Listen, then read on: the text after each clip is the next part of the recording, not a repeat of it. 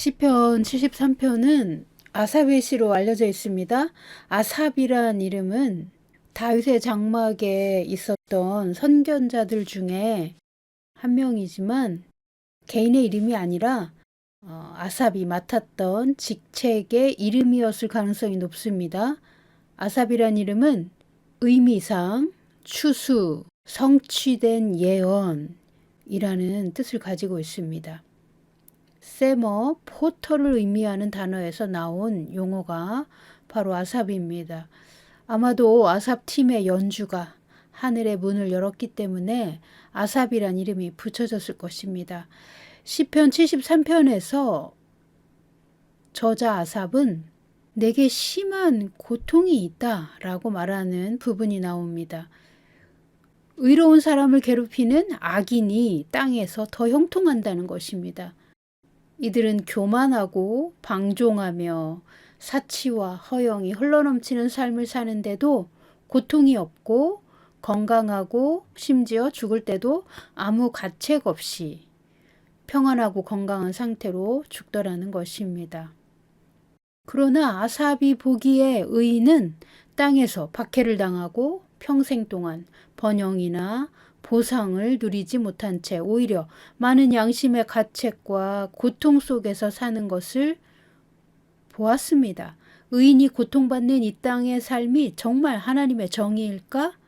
왜 나는 이 땅에서 하나님이 의롭게 심판하시고 사람들에게 정의가 실현되는 것을 보지 못하는 것일까? 하는 주제에 부딪혔다고 말하고 있습니다. 의롭게 살고자 애쓰는 사람들이 영적 차원이 높아질수록 거의 마지막 단계에 가면 반드시 부딪히고야만은 난관입니다. 그러나 인생을 목적 없이 사는 사람이나 이 세상 부귀 영화가 목적인 사람들에겐 전혀 관심도 없는 주제입니다. 이 땅에서 교만하고 악한 사람들이 아무 고통도 없이 살다가 죽을 때도 편안하고 자자손손 물려줄 재산도 많더라. 악인이 잘 되고 오히려 마음이 정결한 사람들은 항상 고통을 느끼며 사는 것 때문에 하나님을 믿고 의지하며 의롭게 사는 삶에 대해 회의감이 들기도 하더라는 것입니다. 그래서 아삽은 내가 넘어질 뻔하였다고 말하고 있습니다. 참 깊고 어려운 주제입니다. 왜 악인이 잘 되는 세상에서 우리는 우리의 양심도 살펴야 하고 이 세상의 생존 경쟁에서도 살아남기 위해 고군분투하며 사는 것일까요? 이 현상은 마지막 때에 더 크게 부각되는 문제이지만 수천 년 전에도 지금과 다를 바 없이 이 세상에서 악인들이 더 번영하는 현실을 목도할 수 있었고 그것을 보는 것이 고통스럽다고 아삽은 73편에서 말하고 있습니다. 악인이 형통하는 것을 보는 것은 의를 추구하는 사람들의 선의지를 꺾는 중요한 요소가 됩니다. 의롭게 사는 사람이 이 땅에서 보상을 받는 것을 본다면 드라마에 나오는 권성징악 스토리처럼 많은 사람이 의롭게 살려고 노력할 것입니다. 그러나 현실은 반대이기에 많은 사람은 인생에 대해 별 고민 없이 일단 세상에서 성공하고 보자 라고 번영의 목적을 두고 삽니다. 소위 교회라 불리는 집단에서조차 세상적인 성공을 거두기 위해 매우 인본적인 목적을 추구하며 세상적인 성공을 거둔 사람들은 영성이 높다거나 하나님의 은총을 입었다고 믿기도 합니다. 세상적인 성공이 하나님의 은총을 입는 전부라고 믿는 현상은 마음 깊은 곳에 하나님의 나라와 의를 추구하는 마음 대신 이 세상 부귀 영화를 더 추구하는 마음이 깊게 자리 잡고 있기 때문입니다. 교회에 다닐지라도 그리스도인의 정체성과 본질적으로 정반대인 마음속에 있는 사람의 욕망을 깨닫지 못하기 때문에 그렇습니다.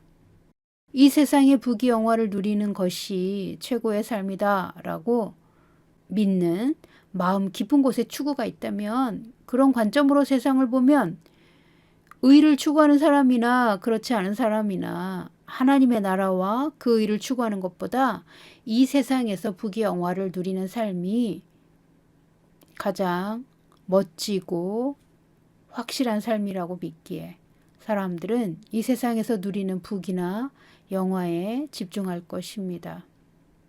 예수 믿는 사람이 속마음으로 이 세상 부귀 영화를 추구할 때 표면적으로는 믿음의 삶과 번영이 반대라고 믿는 거짓된 신학을 가지고 있습니다. 마음속 깊은 곳에서는 악인의 형통을 부러워합니다. 이처럼 모순된 신앙생활을 하기에 예수님이 바리새인들을 나무라셨던 것처럼 겉과 속이 다른 위선적인 삶으로 이어집니다. 에스겔 28장에 나오는 두로의 사람들과 같습니다. 에스겔은 마치 이 세상 두로의 도시에 왕이 있고 두로의 왕이 심판을 받는 것처럼 묘사하며 이 28장을 시작하지만 28장 13절 15절에서 두로의 왕은 하나님의 동산 에덴을 지키던 그룹 천사였다고 나옵니다. 그러나 그가 타락하여 하나님이 불로 태워 재가 되게 하신 심판을 받은 마귀라고 두로의 왕을 소개하고 있습니다. 그러므로 다윗의 시에 등장하는 두로의 사람들은 에스겔 28장에 나오는 두로의 사람들처럼 이 세상에서 부와 명예를 가진 것이 전능자가 자기 편이어서 이렇게 되었다 혹은 운이 좋았다라고 생각할 수도 있지만 대부분은 마음속 깊은 곳에서 내가 너무 똑똑하고 지혜롭고 대부분의 약자들보다 잘났고 너무나 잘나서 이렇게 높은 자리에 앉아 권력을 휘두르고 매우 차별적인 부귀와 영화를 얻게 되었다고 믿습니다. 그들은 자기가 원하는 대로 살기 위해 폭력이나 불의를 주저하지 않고 사용합니다. 그들은 자기의 교만을 부끄러워하지 않는 양심을 가지고 있습니다. 이런 사람은 세상에 정말 많이 있습니다. 아삽의 시 73편에서도 이런 사람들은 자기가 소유한 재물이나 권력, 이 세상의 부귀 영화를 건드릴 자가 없다는 교만이 가득하고 자기의 교만을 대놓고 드러낼 만큼 많은 것을 가진 사람들입니다. 그런데 바로 에스겔서는 이런 사람들의 배후에 있는 왕이 바로 마귀라는 것을 보여줍니다. 에스겔 28장에서 내 마음이 하나님의 마음 같은 채 할지라도 너는 사람이요 신이 아니거늘 내 큰 지혜와 내 무역으로 재물을 더하고 그 재물로 말미암아 내 마음이 교만하였도다. 두로의 사람들이 가지고 있는 마음입니다. 또 내 무역이 많음으로 내 가운데 강포가 가득하여 내가 범죄하였도다. 내가 아름다움으로 마음이 교만하였으며 내가 영화로움으로 내 지혜를 더럽혔으며 내 죄악이 많고 무역이 불의함으로 내 모든 성소를 더럽혔으며 라고 고발하고 있습니다. 하나님은 에스겔 선지자를 통하여 이 세상의 타락과 악인의 형통함과 의인이 이유 없이 고난받는 것들이 바로 이 세상의 부귀와 영화를 다스리는 자가 마귀라는 것을 가르쳐주고 계십니다. 그렇다면 하나님의 백성은 이 땅에서 항상 고난만 받고 마귀의 자식보다 열등한 위치에서 살 수밖에 없다는 뜻일까요? 모세오경에서는 너희가 하나님 말씀을 순종하면 이 세상에서 머리가 되고 꼬리가 되지 않으리라. 너희가 하는 모든 일에 복을 받을 것이다. 심지어 외양간에서도 복을 받을 것이다 합니다. 그런데 오늘날 그리스도 예수님을 통해 아브라함의 복을 받았고 하늘의 모든 신령한 복을 받은 거듭난 그리스도인이 왜 구약을 믿는 사람들보다 더 나은 것이 없는 삶을 사는 것일까요? 오늘의 시편 73편에서 아삽은 하나님이 참으로 이스라엘 중 마음이 정결한 자에게 선을 행하시나 나는 거의 넘어질 뻔하였고 나의 걸음이 미끄러질 뻔하였으니 라고 말하고 있습니다. 하나님이 참으로 이스라엘 중 마음이 정결한 자에게 선을 행하시나 나는 거의 넘어질 뻔하였고 나의 걸음이 미끄러질 뻔하였으니. 아멘. 아삽이 내가 넘어질 뻔했다고 말하는 이유가 악인이 어떻게 이 땅에서 형통하고 번영하는지, 심지어 이들은 자기의 강포와 불의에도 불구하고 마음이나 몸에 고통이 없고 오히려 당당하고 오히려 자기가 하나님인 척하고 대놓고 교만하며 허영심이 온몸에서 흘러넘친다고 말하고 있습니다. 14절 그들은 죽을 때에도 고통이 없고 그 힘이 강건하며. 7절 살찜으로 그들의 눈이 솟아나며 그들의 소득은 마음의 소원보다 많으며. 아멘. 네, 이들은 항상 모든 것을 다 이룬 사람처럼 살고 아무 거리낌이나 두려움도 없습니다. 이들은 자기가 원하는 것보다 더 많은 이득을 얻습니다. 왜 이런 일이 일어납니까? 에스겔서에서 하나님은 두로의 왕이 두로의 사람들에게 거짓과 불의, 강포와 온갖 죄악으로 번영과 성공을 거두도록 마귀가 역사하여 그들에게 마귀의 마음을 주고 그런 마귀가 주는 번영도 준다는 것입니다. 그래서 그들은 하나님을 대적하고 자기가 하나님보다 더 높다는 교만을 넣어주기 때문에 이런 현상이 일어난다고 계시해 주십니다. 그래서 아삽이 이 현실의 삶을 보면서 심히 큰 고통을 내면에 가지고 살다가 73편 17절 하나님의 성소에 들어갈 때에야 비로소 자신이 짐승처럼 어리석었고 하나님의 빛의 길이 더 높은 차원에서 역사하는 영적 현실과 이 세상 현실이 불일치하는 이유를 깨닫게 되었다고 고백하는 것입니다. 이 세상 끝에는 모두가 심판을 받지만 이 세상에 사는 동안에라도 의인을 핍박하는 악인들은 반드시 하나님의 손을 거치는 순간이 오더라는 것입니다. 18절 주께서 참으로 그들을 미끄러운 곳에 두시며 파멸에 던지시니. 19절 그들이 어찌하여 그리 갑자기 황폐되었는가 놀랄 정도로 그들은 전멸하였나이다. 아멘. 시편 전체에서는 악인들이 보응받는 것을 본다는 내용이 여러 군데 나옵니다. 특히 91편 지존자의 그늘에 사는 자는 악인들이 심판받는 것을 본다고 말합니다. 그런데 하나님이 악인을 심판하시고 정의를 실현하시기 위해서는 반드시 하나님이 하늘의 문으로 사용하는 의로운 사람이 필요합니다. 이 땅의 의인이 높은 차원의 믿음을 가지고 하나님의 나라와 의를 추구하며 하나님과 동행할 때 그가 하나님과 깊은 친밀감 안에서 지존자의 은밀한 곳에 들어가 초자연적인 지혜와 복을 받을 수 있을 때 현실의 삶에 하나님의 번영과 축복과 보상이 오는 것입니다. 하나님의 번영은 하나님의 샬롬 안에서 풀어집니다. 여호와 샬롬이란 하나님의 평화가 모든 혼란과 악한 자의 파괴적인 지배력을 깨트리는 강하고 전능한 하나님의 능력으로 다스려지는 영적 현실입니다. 즉 사람이 하나님의 영적 세계에서 완전한 안식과 자유를 누리는 하나님의 임재 안에서 하나님을 깊이 들이마시고 살 때 하나님의 평화가 그 사람 내면에 먼저 임하고 그 평화가 충만하게 흘러넘칠 때 천국의 차원이 현실의 차원을 뚫고 하나님의 세계가 현실에 나타납니다.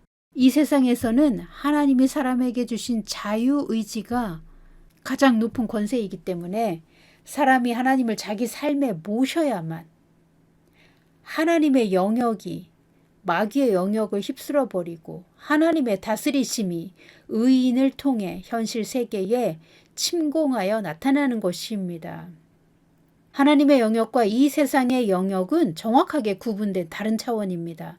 그런데 마귀는 이 현실의 차원을 장악한 두로의 왕입니다. 사람은 하나님의 법을 따르면 천국의 차원에서 살 수 있고 이 세상을 따르면 마귀의 지배 아래 깊은 영향을 받으며 삽니다. 하나님을 따르지 않으면 두로의 왕이 다스리는 세계에서 두로 사람들의 마음을 가지고 살게 되어 있습니다. 그러나 그리스도인도 마음 깊은 곳, 즉 무의식의 구조가 새 사람으로 변화받기 전까지는 이 세상에서 혼란과 부조리를 경험하며 삽니다. 우리가 그리스도인이 된 이후에도 우리 내면을 살펴 무의식의 구조를 하나님의 손으로 재조정 받아야만 우리가 세상에서 깊이 영향받은 두로 사람들이 추구하는 세상적인 부귀 영화에 대한 욕망을 처리할 수 있습니다. 그리스도인이 된 이후에도 우리가 내면을 다룬받지 않는다면 생각은 하나님의 나라를 추구한다고 믿지만 무의식의 깊은 갈망은 여전히 이 세상의 부귀 영화를 꿈꾸는 이중적인 마음을 가질 수 있습니다.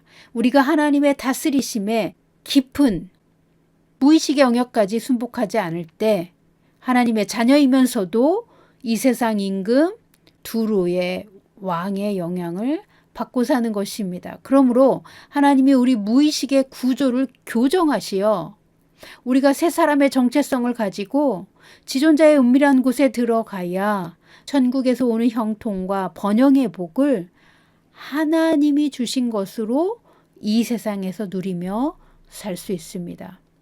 겉모습을 신앙인처럼 경건하게 흉내낸다고 해서 번영의 복이 오지 않습니다.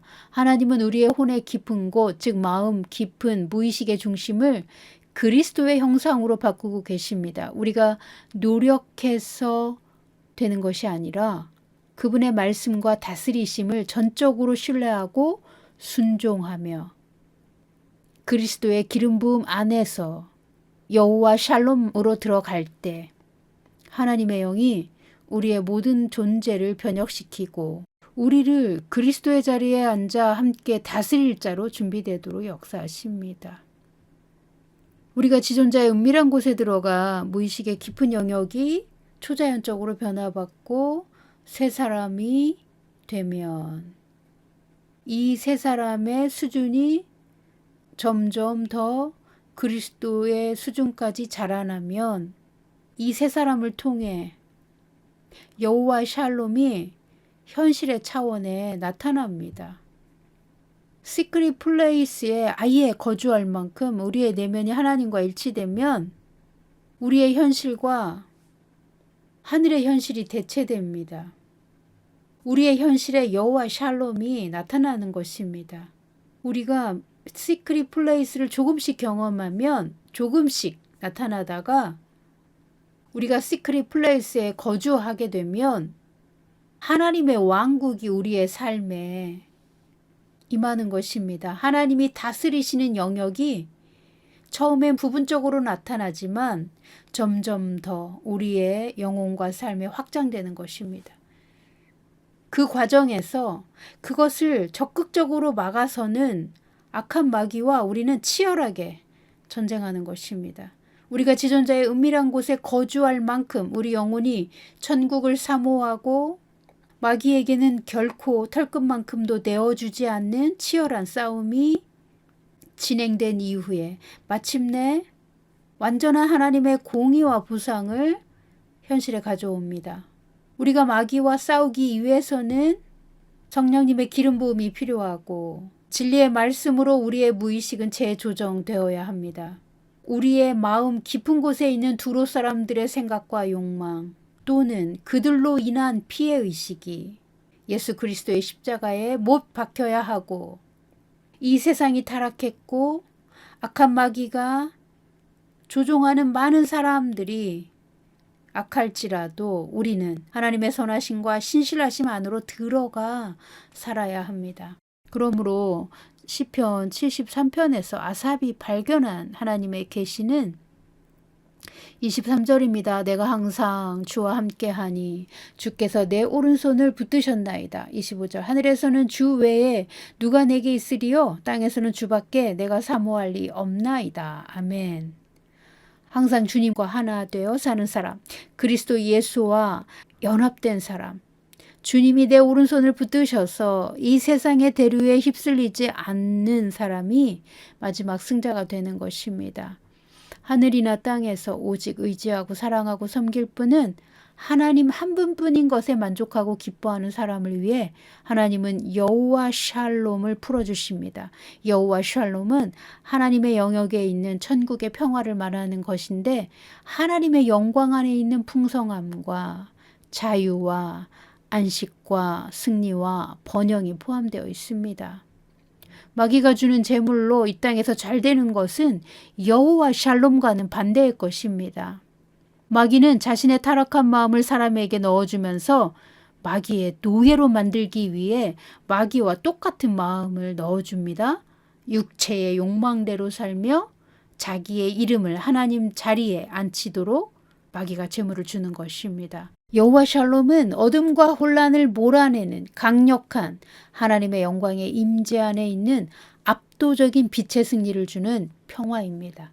어둠과 싸워서 압도적으로 승리하여 하나님의 평화가 임하는 것입니다. 아삽이 본 것처럼 오늘날 이 세상의 불일치와 부조리 때문에 고통받는 의인들이 이제 알아야 하는 진리는 하나님의 평화가 의인을 통하여 이 땅에 강력하게 임하면 악인을 벌하시고 의인을 고난에서 건져주시는 놀라운 전복과 보상이 온다는 것입니다. 아삽은 영적 세계에서 악인의 결말과 의인의 보상을 보았기에 더는 악인의 형통을 보고 고통을 가지지 않게 되었다는 것입니다. 모세가 보았던 지존자의 은밀한 곳에서 일어나는 일을 아삽은 다윗의 장막에서 예배하다가 보았습니다. 그의 평생의 고민과 고통이 해결받았습니다. 이제 주님은 우리 안에 있는 두로의 사람들을 내쫓으라고 말씀하고 계십니다. 그리고 아삽처럼 하나님께 이렇게 고백하는 것이 옳다고 말씀하십니다. 내가 항상 주와 함께하니 주께서 내 오른손을 붙드셨나이다. 하늘에서는 주 외에 누가 내게 있으리요 땅에서는 주 밖에 내가 사모할 리 없나이다. 아멘.